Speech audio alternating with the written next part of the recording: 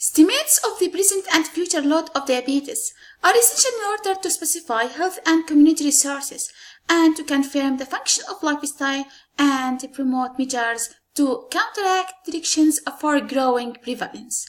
A key notion in multi-level measurement approach is that theories, measures, and constructs must be harmonious. The introduction of interferences at multiple standards demands that the standard of measurement, standard of theory, and level or kind of statistical section be harmonious.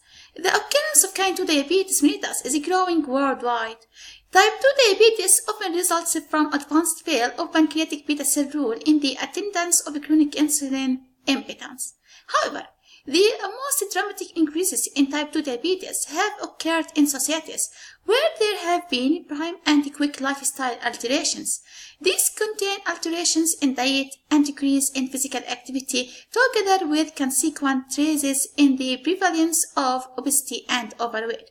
Kind 2 diabetes generates from the reciprocal action between environmental and behavioral risk agents and a genetic predisposition.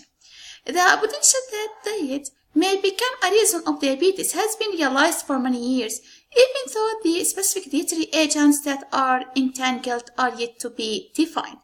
The newly accomplished United Kingdom Prospective Diabetes Survey has manifested that kind 2 diabetes mellitus is an advanced trouble that can be managed at the beginning with oral agent single therapy, but will finally demand the addition of another oral agent, and as well that in several patients insulin treatment will be required to accomplish targeted glycemic standards.